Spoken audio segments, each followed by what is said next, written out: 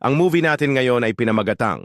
Siyempre kung bago ka pa lang sa aking channel, huwag kalimutang mag-subscribe at mag-iwan ng like bilang suporta. Thank you. Nag-umpisa ang movie kay Brigitte, isang pasyente sa isang pribadong klinika na lumangoy sa lawa. Ginagamit niya ang pagsuway bilang isang paraan para harutin ang kanyang doktor na pakasalan siya. Pero si Dr. Pierre na nakasaksi sa magandang tanawin sa bintana ay hindi humanga at naniniwalang kailangan niya ng higit pang medisina. Sa sandaling iyon, walang pasok ang doktor dahil sumasailalim ito sa isang cardiac evaluation na pinangasiwaan ng kanyang asawa at kasamahan na si Dr. Gabby. Samantala sa isang peryahan, si Odile ay pinanood ang mga sumasayaw na babae para mangakit ng potensyal na parokyano. Ang may-ari ng atraksyon na si Jinjin ay itinoon ng atensyon sa kanya at ipinagpalagay na gusto niyang maging bahagi ng aksyon. Gayunpaman, binigyan lang ito ni Odile ng isang magalang na ngiti at umalis na dahil ayaw niyang makaabala sa negosyo. Bago siya umalis sa perya, hinabol siya ni Jinjin at tinanong siya kung gusto niya ng trabaho. Tumanggi si Odile at ipinaliwanag na may karera siya bilang isang manlalaro ng tennis. Sa kabila nito, naniniwala si Jinjin na gusto niyang maging bahagi ng kanyang palabas kaya inalok siya nito ng posisyon para maging isa sa kanyang mga mananayaw. Sinimulan ni Odile na isaalang-alang ang kanyang panukala pero hindi pa siya sumasang-ayon kaya hinayaan siya ni Jinjin na pag-isipan ng tungkol dito. Pagkatapos, ipinaalam nito sa kanya na nasa lugar pa rin sila hanggang sa katapusan ng linggo kaya pwede siyang bumalik at ibigay ang kanyang sagot. Sa klinika, nadiskubre ni Gabby na may paninikip ang puso ni Pierre kaya pinigilan niya itong gumawa ng mga nakakapagod na gawain, partikular na ang pakikipagbardagulan sa gabi dahil pwede itong magdulot ng nakakamatay na atake. Tiniyak ni Pierre sa kanyang asawa na hindi siya mahihirapan sa bagay na iyon at inamin na lampas na siya sa kanyang makakaya. Kinalaunan, sa kanyang sesyon kasama si Brigitte, nabighani si Pierre habang nagpapatuyo ng buhok ang babae pagkatapos lumangoy.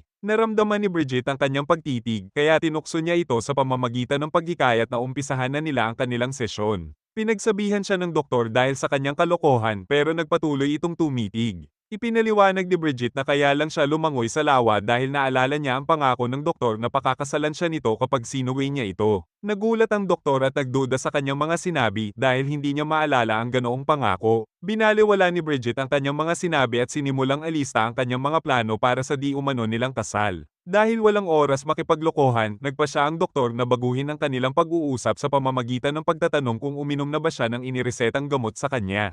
Kinumpirma ito ni Brigitte sa pamamagitan ng pagkukwento na umiinom siya nito tuwing umaga at gabi tulad ng pag-iisip niya sa kanya araw-araw. Lalo nitong pinasisigla ang lumalabong kawalan ng interes sa kanyang karera kaya bigla na niyang tinapos ang kanilang sesyon. Kinagabihan, nakipag-usap ang doktor sa dati nitong asawa na si Chantal para ipaalam na ibabalik niya ang isang painting at ipinaliwanag na hindi siya interesado dito. Sumunod na araw sa tren, nakita ng doktor si Odile na mahimbing na natutulog sa upuan. Nakita ng doktor na kaakit-akit ito at ang kagandahan nito ang gumising sa natutulog niyang pagkalalaki. Lingid sa kanyang kaalaman, nananaginip si Odile na nakikipagbardagulan sa kanyang kasintahan sa publiko na isang pagnanais na gusto niyang matupad.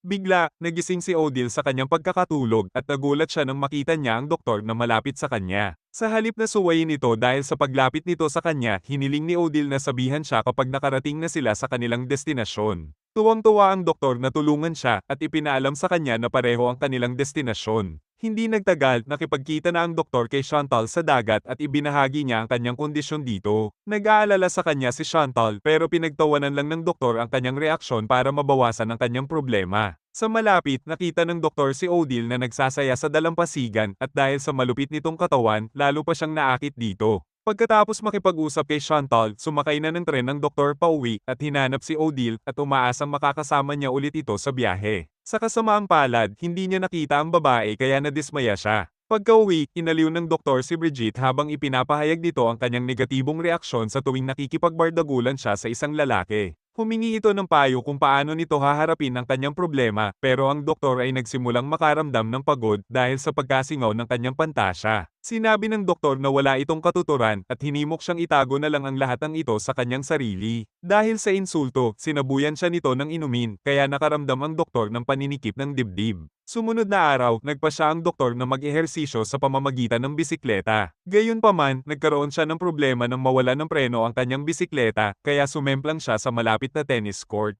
Nawala ang kanyang pag-aalala sa kanyang kalusugan nang makita niyang naglalaro si Odile at pakiramdam niya na parang may milagrong nangyari ngayong nakita niya ito muli. Pagkatapos maglaro ni Odile, sinubukan siyang kausapin ng doktor na nagpaalala sa kanilang unang pagkikita. Sa kanyang pagkadismaya, hindi siya pinansin ni Odile at pumunta na sa sasakyan nito. Ayaw sumuko, sinundan pa rin siya ng doktor at nagpanggap na nawawala siya para mapahaba ang kanilang pag-uusap. Nagmadaling umalis na si Odile kaya sinubukan niyang paandarin ang kanyang sasakyan kahit na nasa harap ang doktor. Bagamat nasaktan sa ginawa niya, nakiusap ang doktor sa kanya na ilaan ang ilang oras niya dahil may gusto itong sabihin sa kanya. Ipinagtapat nito ang pagkahumaling nito sa kanya pero sa palagay ni Odile na katawan niya lang ang habol nito kaya pinayuhan niya itong tumawag ng bayaran para maibsan ang kanyang tawag ng laman. Nilinaw ng doktor na gusto siya nitong makilala pero kung mas gusto niyang itago ang kanyang pagkakakilanlan, humiling ito na payagan siyang manood ng kanyang paglalaro paminsan-minsan. Sa pagkalito, iniisip ni Odile kung ano ang layunin ng kanyang kahilingan kaya ipinaliwanag ng doktor na gusto lang nitong panoorin ang kanyang paglalaro. Iminungkahi pa nito na babayaran siya dahil hindi nito mapigilan ang kanyang kagandahan na nagbigay ng ngiti sa mukha ni Odile.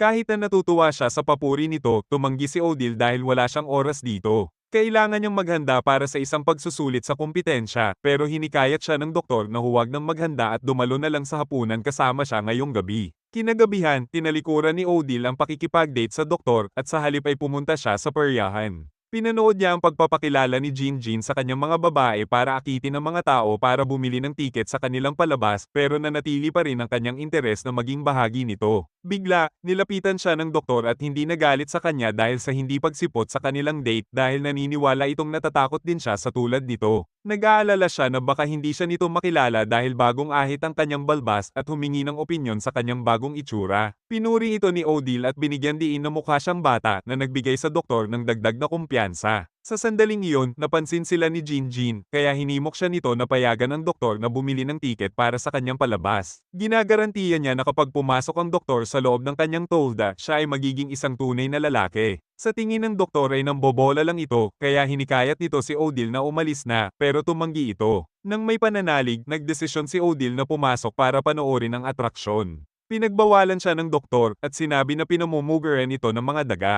Gayunpaman, interesado pa rin si Odile sa palabas kaya wala siyang pagpipilian kundi sumunod. Sa loob ng tolda, pinagmasdan ni Odile ang mga sumasayaw na may labis na interes dahil gusto niyang maging isang mananayaw rin katulad ng mga ito. Sa kabilang banda, sinubukan ng doktor na kontrolin ang kanyang sarili sa takot na baka atakihin siya. Pagkatapos ng kanilang date sa peryahan, hinatid ng doktor si Odile sa klinika at ipinahayag ang kanyang kasiyahan. Sa kanyang sorpresa, hindi humanga si Odile sa kanilang date. Sa galit, sinubukan niyang sunggaban si Odile pero nakaramdam ito ng kawalan ng respeto na humantong sa kanya para itulak siya palabas ng kanyang sasakyan. Pagkalipas ng ilang sandali sa bahay ni Odile, nakaramdam siya ng hilo at sinundan ng pagdurugo ng ilong kaya nag-alala siya. Sumunod na araw, umalis ang isang doktor sa tirahan ni Odile pagkatapos suriin ang kanyang kalusugan. Ang may sakit na si Odile ay nakahiga lang sa kanyang kama at nananaginip tungkol sa kanyang mga pantasya. Dito, pinapanaginipan niyang pinagmamasdan ng doktor ang kanyang malupit na pangangatawan na ikinatuwa niya. Pagkatapos, pumasok siya sa isang kwarto kung saan bigla siyang nawalan ng malay. Kinalaunan ng araw na iyon, tinanong ni Jinjin si Odile tungkol sa relasyon nito sa doktor. Nagsinungaling siya na tiyuhin niya ito pero mas nag-aalala pa siya sa dahilan kung bakit nagpanggap ito na hindi siya nakikilala kagabi. Depensa niya, mas nakatutok ito sa kanyang trabaho.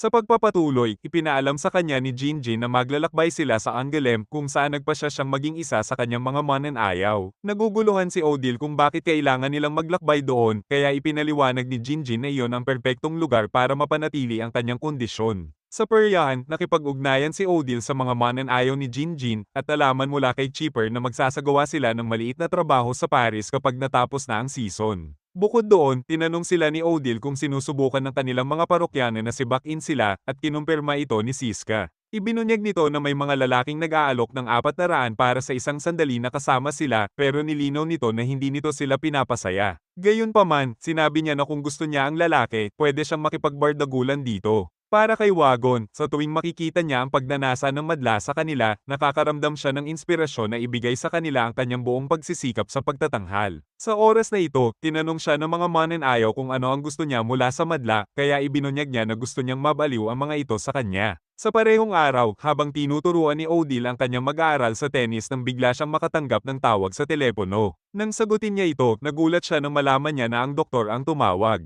Humingi ng paumanhin ng doktor sa kanyang nagawa kaya pinatawad na niya ito. Nakakapagtaka na pag-alaman niyang nakakabigay puri ang kanilang pag-uusap kaya inisip ng doktor na hinaharot siya ni Odile. Binago ni Odile ang kanilang pinag-uusapan sa pamamagitan ng pagtatanong kung libre ba ito sa linggo. Kinumpirma ito ng doktor ng walang pag-aalinlangan kaya inimbitahan ito ni Odile na samahan siya sa Angoulême. Nagulat ang doktor sa lokasyon dahil kilala ang Angoulême bilang isang pinakamabangis na lungsod sa France. Para kumbinsihin ito, nagsinungaling si Odile na bibisitahin niya ang kanyang tiyahin kaya pumayag na ang doktor na samahan siya. Pagdating ng linggo, sumakay ang doktor sa sasakyan ni Jean at sa kanyang sorpresa, nag-enjoy siya na sumama dito. Hindi nagtagal sa Angoulême, ibinaba ni Jean ang doktor sa isang kainan at inutusan itong hintayin sila doon. Pagkatapos, dinala ni Jean si Odile sa perya na pinamamahalaan ng kanyang kakilala na si Daon. Sa sandaling makita sila nito, agad silang nilapitan nito at ipinakilala ni Jean si Odile. Ipinagmalaki ni Jean ang pagiging atleta ni Odile pero hindi ito humanga dahil meron din itong mananayaw na tulad niya. Nagsimulang mawala ang ngiti ni Odile pero dahil naroon na sila, wala na siyang pagpipilian kundi ipagpatuloy ang audition.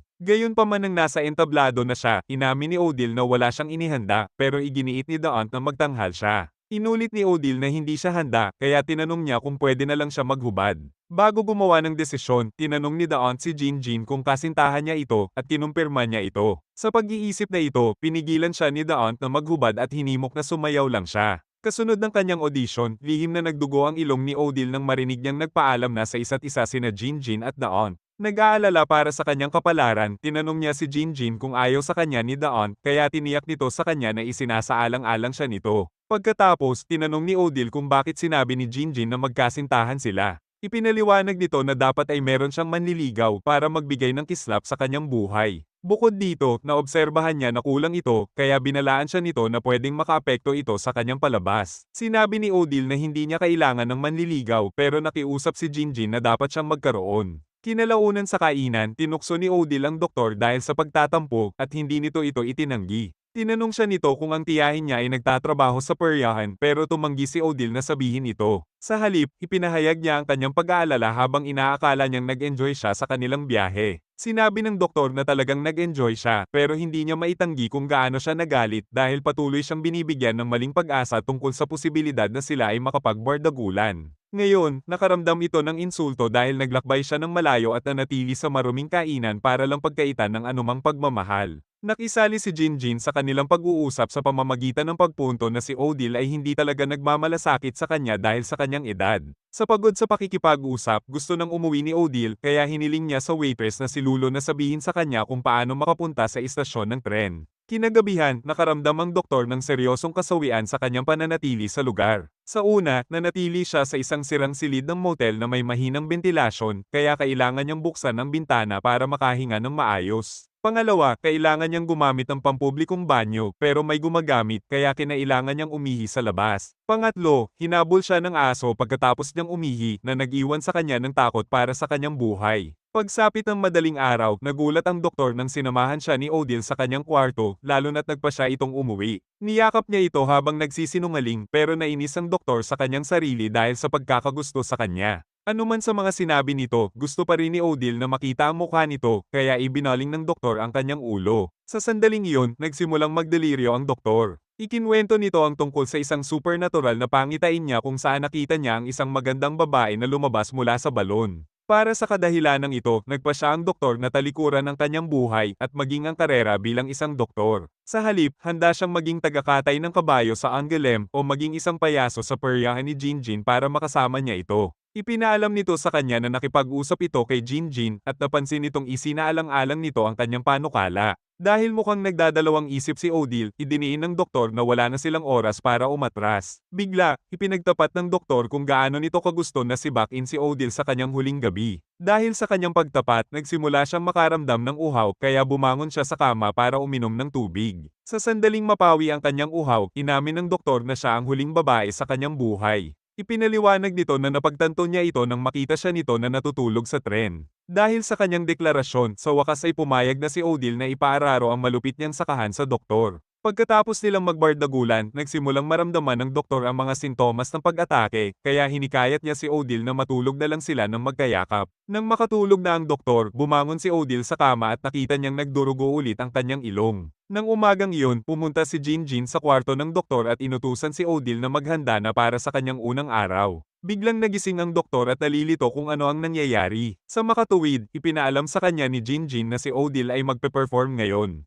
Hindi nagtagal sa tolda ni Daon, siniyasat nito ang katawan ni Odile at natuwa ito sa kanyang pangangatawan. Dahil naniniwala itong kasintahan siya ni Jinjin, gusto siya nitong manatiling nakadamit pero kailangan niyang tanggalin ang pangilalim niyang suot. Habang naghahanda si Odile, nagpa siya ang doktor na hintayin siya sa labas. Nagulat siya nang makita niya ang isang mananayaw na pumasok sa silid na mukhang galit. Nagagalit ang babae sa pakikitungo sa kanila ng manonood kaya ibinalita nito na hindi na siya gagana. Dahil dito, hinimok ni Daon si Odile na magtanghal para sa manonood. Bago lumabas, hinikayat siya ni Jinjin, kaya ngumiti si Odile bilang pasasalamat. Gayunpaman nang magsimulang sumayaw si Odile, nagsimula siyang makaramdam ng hilo, pero tiniis niya ito para sa kapakanan ng palabas. Nagpatuloy siya sa paghuhubad na sobrang ikinatuwa ng madla. Sa kabila ng sakit na kanyang nararamdaman, nagpersige si Odile na sumayaw hanggang sa bumagsak siya sa madla. Nag-alala sa kanya ang doktor kaya humarap siya sa maraming tao para lang mapuntahan siya. Sa kasamaang palad, nadurog ang kanyang puso nang malaman niyang patay na si Odile na may dugong tumutulo mula sa ilong nito. Kasunod nito, hinatid ni Jinjin ang doktor pauwi at malungkot ang dalawa matapos basahin ang liham ni Odile. Sa nasabing liham, isiniwalat ni Odile na nakaranas siya ng panibagong pagdurugo kahapon. Lumalabas na madalas niya itong maranasan kaya plano niyang bumalik sa ospital para sa isang operasyon. Balik sa kanilang lungsod, nagising ang doktor sa sasakyan mag-isa at nagpa siya na maglakad pauwi. Habang inaalala niya ang kanyang paglalakbay kasama si Odile, natugunan niya ang kanyang hangarin at tinanggap ang kawalan ng katiyakan kung ano ang naghihintay sa hinaharap. At dito nagtatapos ang movie. Thank you for watching.